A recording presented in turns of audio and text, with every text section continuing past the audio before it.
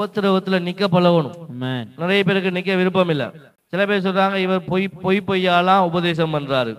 எப்படி வேதத்தை எல்லாம் புரட்டி புரட்டி பேசுறாரு. வேதத்தை புரட்டினா தான் பேசவே முடியும். வேதத்தை புரட்டாம வாசி பாப்போம். ஆதியாகமம் 2ஆம் அதிகாரம் 1ஆம் வசனம். வேதத்தை என்ன செய்யணும்? புரட்டணும். புரட்டினா தான் வாசிக்கலாம். நிறைய பேர் புரட்டாததாலதான் அவனுக்கு எங்களை பார்த்தா எரிச்சலா கிடக்கு. இவர் வேதத்தை புரட்டிட்டே இருக்காரு.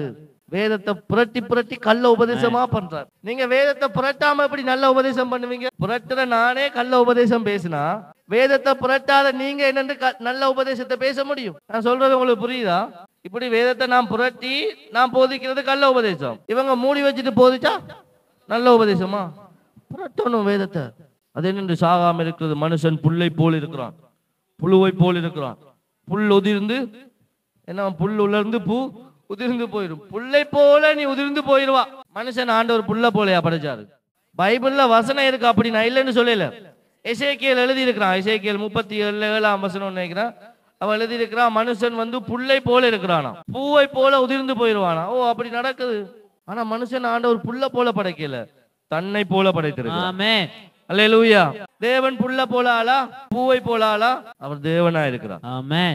அல்லேலூயா. அல்லேலூயா. பாருங்க, மனுஷன் புல்ல போல பூவை போல புழுவை போலன்னு சொல்லி எல்லாரையும் பேக்காடிட்டானுங்க.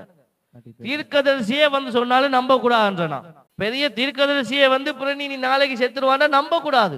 போய் அவன் வேலையை பார்த்துட்டு, நீ யாரு? நான் தேவனுடைய தீர்க்கதரிசி. அப்ப இங்க என்ன எழுதி இருக்கு? ஆண்டவருடைய தீர்க்கதரிசின்னு வந்துட்டே உங்களை பார்த்து நீ இப்படியே செத்து போயிருவ கலாதேவி, நீ உருப்பட மாட்டான்னு சொன்னால் நம்பாத. என்னுடைய தேவன் ஜீவன் உள்ளவராய், என் மீட்பர் உயிரோடு இருக்கிறார். அல்லேலூயா. அல்லேலூயா. அந்த எசேக்கியேலே முடிக்கும் போது எப்படி முடிக்கிறான் தெரியுமா? தேவனுடைய ஆவி உலர்ந்த எலும்புகளை உயிரடைய செய்கிற ஆவியா. அல்லேலூயா. நீ புல்ல போல உலர்ந்து போயிடுவான்னு சொன்ன தீர்க்கதரிசிக்கு கர்த்தர் கொடுத்த வெளிப்பாடு கடைசியில, நீ போய் இந்த எலும்புகளுக்கு ஊது, அந்த எலும்புகள் ஜீவன் அடையும் என்று சொன்னாராம். ஒரு ஒரு ஒரு செத்து போன எலும்பையே உயிரடைய வைக்க தேவனுடைய ஆவி வல்லமை உள்ளதா இருக்கு. இவன் தான் சொல்லிட்டு இருக்கிறான், புல்லை போல உதிர்ந்து பூவை போல உலர்ந்து போயிடுவான் சொன்னவனுக்கு ஆண்டவர் கொடுத்த வெளிப்பாடு. இங்க வா, மனுஷனை நான் புல்லா படைக்கல, அவனுக்குள்ள என்னுடைய சுவாசத்தை அவன் ஜீவ ஆத்துமாவாய் மாறினான். மனுஷனை நாங்க புல்லா படைக்கல. ஆண்டவர் ஆவி உங்களுக்குள்ள வந்தா நீங்க என்ன செய்ய முடியாது? இனிமேல் சாகக்கூடாது, நீங்க உயிரடையணும்.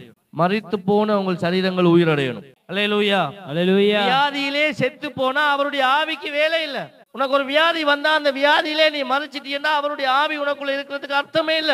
ஆமேனே வருது இல்ல பாருங்களேன்.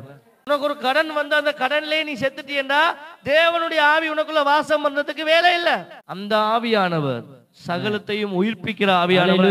ஆமென். அதனால நாங்க ஏதோ வேத புரட்டர் இல்ல, நாங்க தான் வேதத்தை சரியா புரட்டுறோம். ஆமென். அல்லேலூயா. இவங்க பாதியிலே புரட்டிட்டு நிப்பாட்டிட்டாங்க, மீதிக்கு வராங்கல்ல.